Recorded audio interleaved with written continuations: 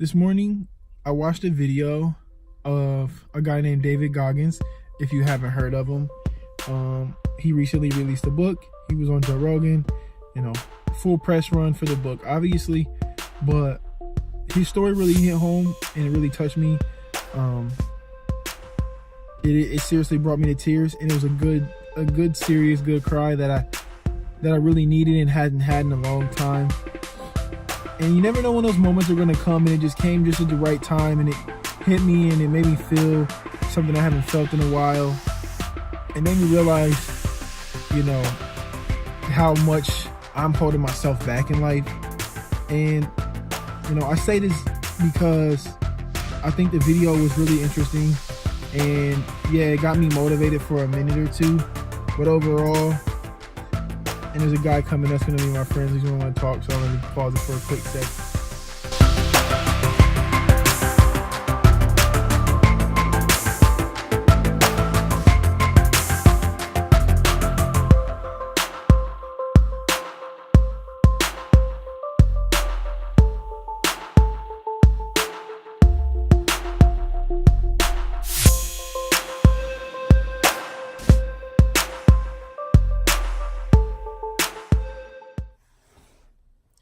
Cool. So, I talked about the video earlier of David Goggins about the motivation.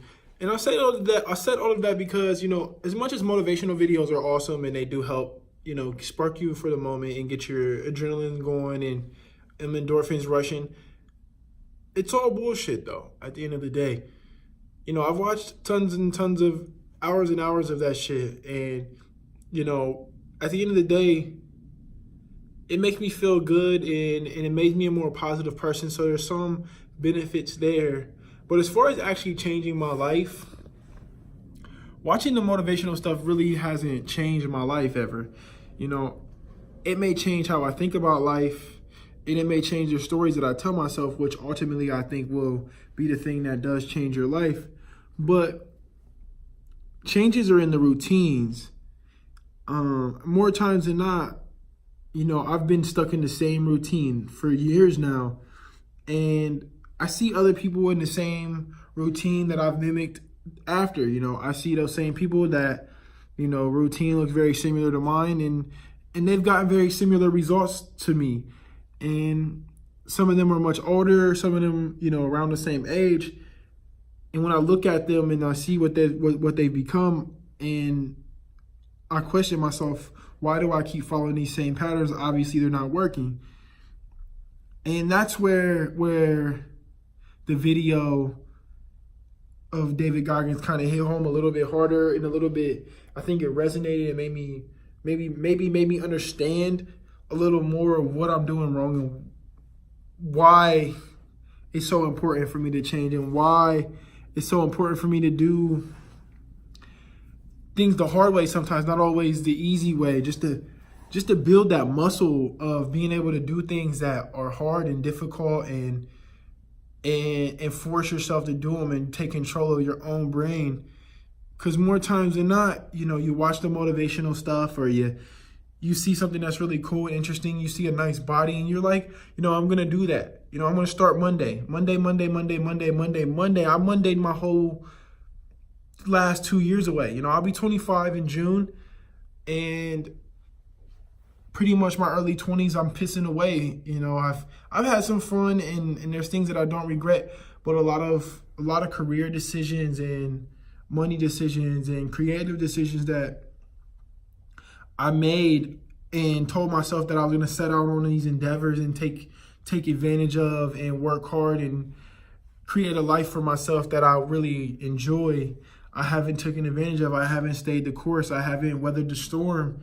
So this is really just me here kind of touching on this and my testimonial to myself, and hopefully anyone else who out there that might think that could benefit from it. Man, it's about those routines. Like, what are you doing every day that's holding you back? Like, what's the thing? Are you getting drunk every day? Are you drinking every weekend? Are you smoking weed all day? What are you eating that's shitty for you, and why are you eating those things? Why are they available to you? I know for me, a big thing that I think I have to do in a step forward, especially for my health and fitness, is quitting this job at Subway. And more times than not, I'll have a good week of eating and be on a pretty strict, clean diet for the week, and I go there, for a night shift and to close, and I'm eating sandwiches and cookies and chips and drinking all the free pop I ever could imagine, because it's all free, So those things are all things that I had to think about, and I have to take into account in the future, because I've been doing this for a few years now. I see the same patterns in myself. And I think that's something that people really need to recognize, like what patterns are helping and what patterns are taken away. My basketball coach would always say, when you're in the game, you're either helping or hurting. And I think the same thing is with your routines and the things that you're doing day to day. They're either helping you or they're hurting you. There's no in between.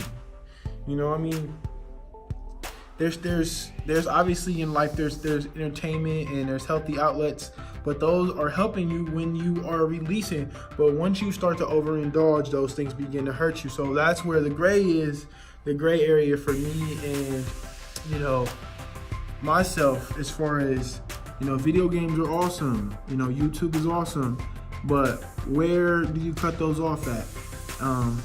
That's the real question. So I don't want to keep this too long. We already talked for 5 minutes. I just want you guys to kind of enjoy some of these B-roll clips.